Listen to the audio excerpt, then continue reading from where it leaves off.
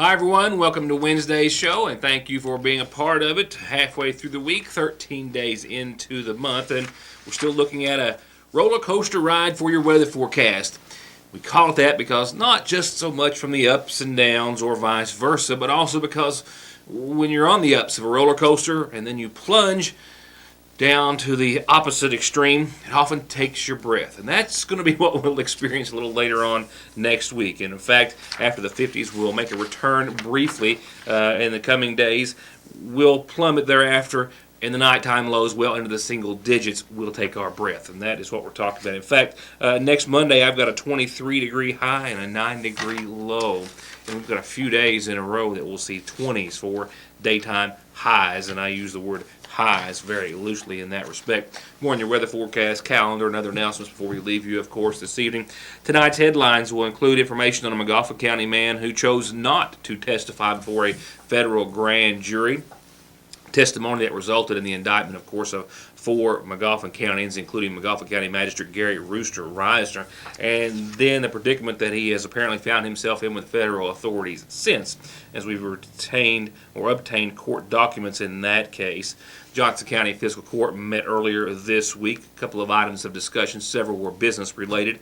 A couple that we'll also focus on tonight was the continued efforts to dissolve the Johnson County Rescue Squad and also the Flat Gap mitigation process there due to the flooding. There is some good news. The process has at least cleared another hurdle at this time. And a Johnson County man now facing federal indictment charges related to sex abuse and how they're tied to a man in Montana who is jailed on even more serious charges at this time. We'll get to all that and more before I leave you for this evening. And in fact, that's probably where we'll go ahead and pick up the program tonight with the story out of Johnson County. It actually goes back to November the 4th of last year. That's when the state police from Post 9 says that their electronic crime branch, assisted by troopers of Post 9, arrested 37-year-old Ryan P. Cooper and charged him with infractions or violations related to promoting a minor under the age of 16 in a sexual performance and then distributing that matter, portraying a sexual performance on the internet. He was arrested as a result of an undercover Internet Crimes Against Children investigation. The KSB Electronic Crime Branch began the investigation after a multi-state investigation. Detectives discovered the suspect was sharing images of child sexual exploitation online. So that resulted in his arrest and the seizure of several electronic means of communication from his residence, any and all for that matter. Soon thereafter, he was indicted by a grand jury in Johnson County on 2 counts of promoting a minor under the age of 16 in a sexual performance and 2 counts of distributing that matter, portraying a sexual performance by a minor on the internet. And now he has subsequently been indicted on a federal level for similar charges, with more details about the interstate or multi-state activity. Cooper's been indicted on federal charges that say around January the 18th of 2013 in Johnson County, he enticed or coerced a minor to engage in sexually explicit conduct for the purpose of producing photo or video images of the acts for the purposes of then transmitting them across the internet to other individuals. And he's also charged with the internet distribution of those materials that he manufactured or produced as well. They seized his personal computer, a laptop, an iPhone, a tablet, all electronic devices from his residence, and he faces now 15 to 30 years in prison and $250,000 in fines. And we've also learned that he reportedly distributed some images to a Philip K.J. Brunsma, who is currently jailed in the state of Montana. He's incarcerated on charges of incest and sexual abuse of children, and he's also said to be under investigation for electronic conversations that were reportedly discovered in which he was telling other individuals or an individual that he was responsible for killing 12 children going back to 1995 and for offering sex with his daughters in trade for other child pornography items. Now, this is about Brunsma, mind you, who Cooper was said to have had contact with over the internet.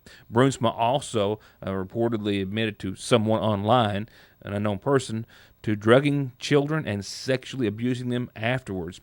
It is also noted, though, that some of the images that were on Brunsma's computer were taken in Johnson County. Authorities have not said for certain as to whether or not those images came from Cooper, even though they have indicated that Cooper did send him images, but that some of the images found on the Montana man's computer were definitely taken, those pictures and or videos, in the Johnson County area. More headlines will follow these messages.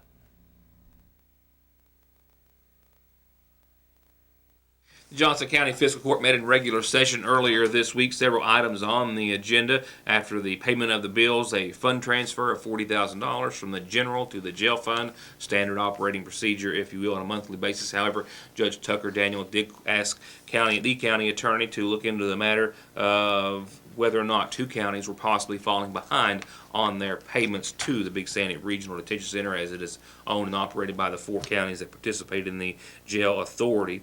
There was also the second reading of the clerk's budget, second reading of the sheriff's budget, also an amendment to the sheriff's budget, bringing in some extra $48,000, actually $44,000 of that from the Commission on Taxes, $1,700 from returning a fugitive, and about $3,000 from insurance payments that were collected after the damage of a few police cruisers. Further discussion centered around the further dissolution of the Johnson County Rescue Squad.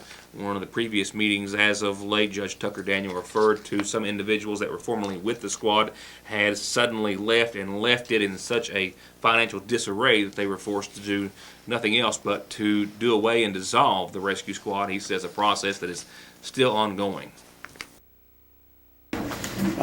Gary, we have your report here.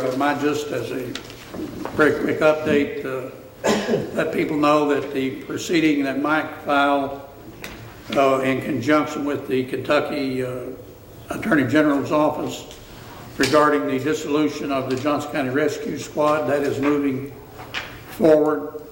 One of the things that we were required to do was to establish various assets that the rescue squad might have in their name and try to determine what those assets are, and then try to convert those assets into cash that can be used to pay the legitimate claims.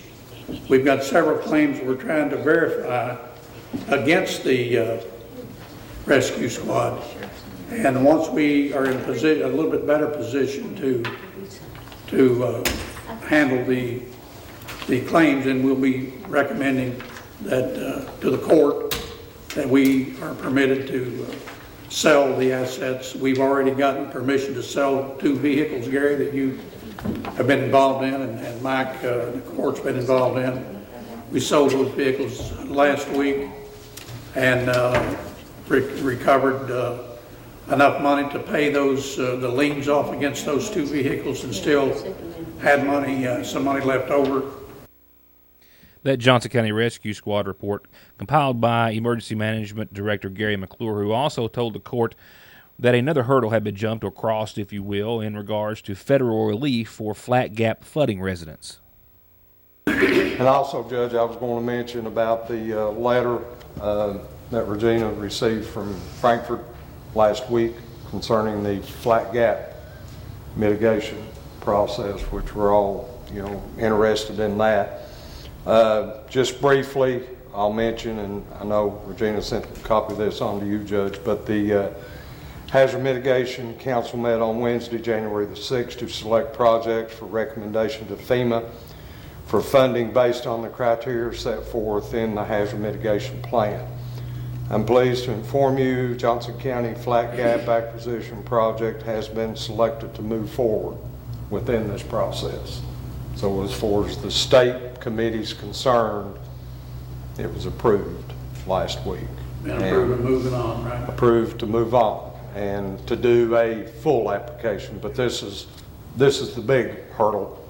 There's still a lot of paperwork, a lot of things has to take place, and of course, I know the judge is familiar, and you all heard Regina talk about the benefit cost analysis has to be done for the project, and that's a lot of work in itself, Yeah. But at least we did get approval for this, and it'll move on through the process. So Calendar announcements, puppies, and more on tonight's community calendar, brought to you by McGoffin Farm Bureau.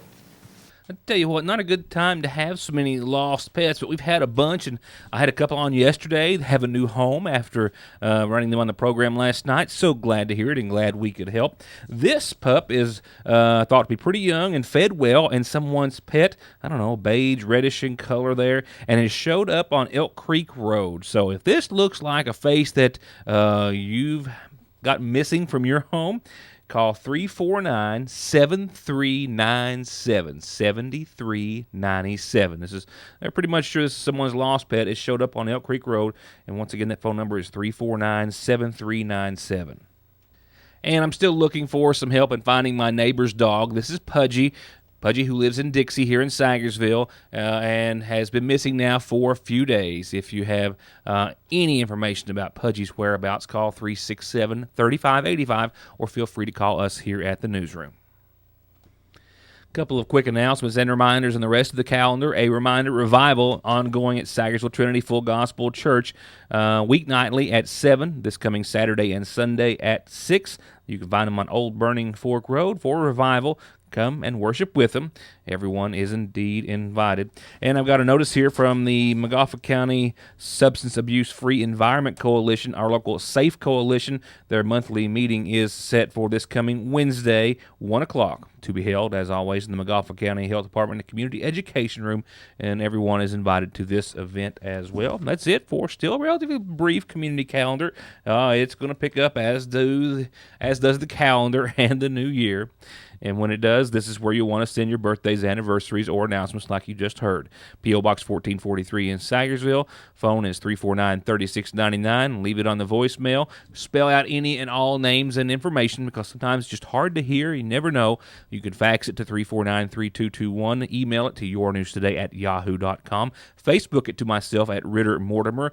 Or you can always catch the show in case you missed it the first time or want to see it again on our website at yournewstoday.com. Turning to local funeral service announcements, we wanted to make mention again that services were held earlier this week in honor of 61-year-old Orville B. Shepard Jr. of Ivington Road, who leaves behind his wife Mary, sons Aaron, Leonard, and Orville, and daughters Amanda, Janelle, and Rosanna. Services held, I believe it was Monday, in his honor. Arrangements are still incomplete at this hour for Vernon Dyer, who passed away at the age of, I believe it was 77, at his home yesterday. They are being made by the family at this hour, and we expect to announce those on tomorrow's program on behalf of the Sagersville Funeral Home.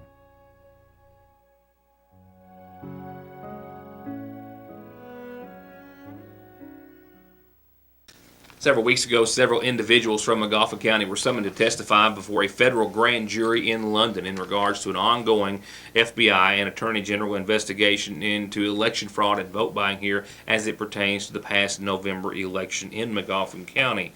As a result of all of that testimony, 4 individuals, as we have closely followed, of course, were indicted and do have a trial date set for next month. Those being indicted were Magistrate of District 1 in Montgomery County, Gary Rooster Reisner, his ex-wife, I believe, Tammy Jo Reisner, Mason Daniels, and Scotty Lynn McCarty. Out of all the individuals that brought forth testimony before the grand jury after being questioned by the FBI and or Attorney General's office, there are 2 identified in court records at this time which chose not to make the trip as were instructed to do so, and one has since found himself also coming before or under fire on behalf of federal authorities.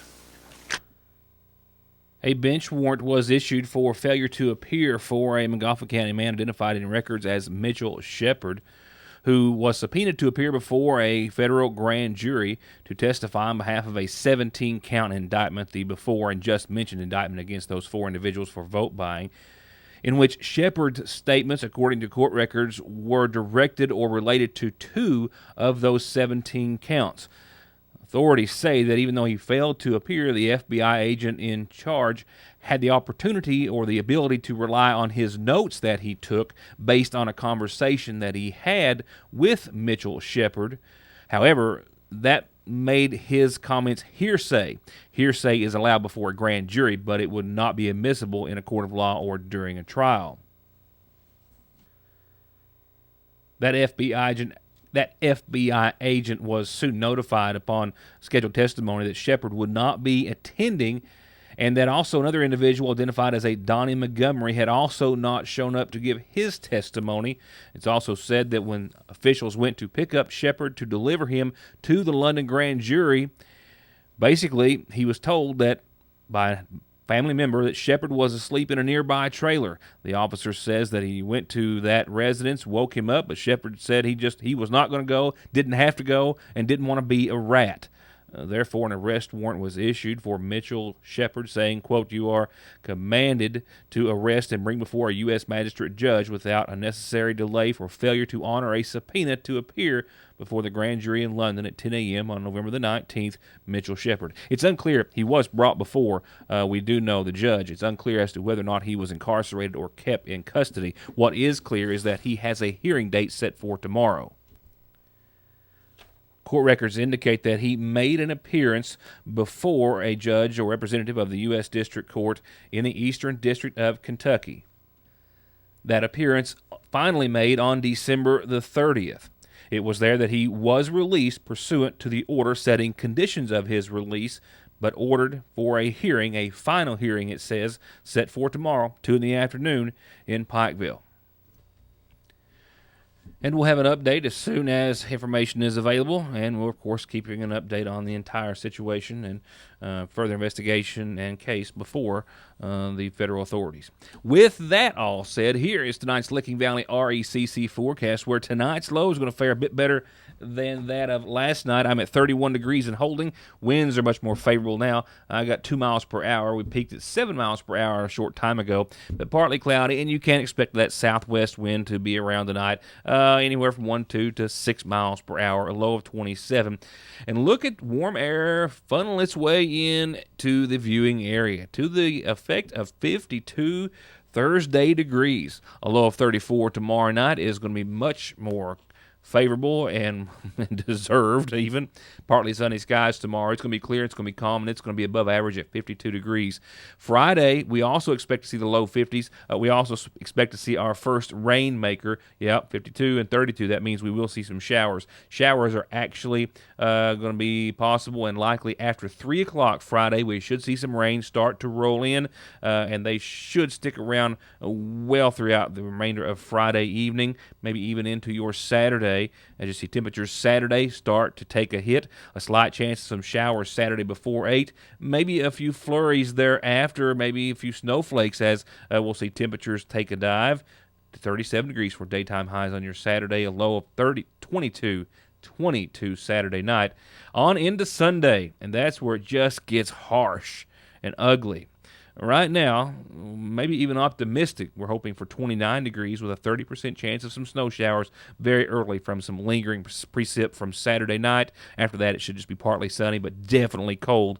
29 degrees for your daytime high, and then 9 degrees for nighttime lows.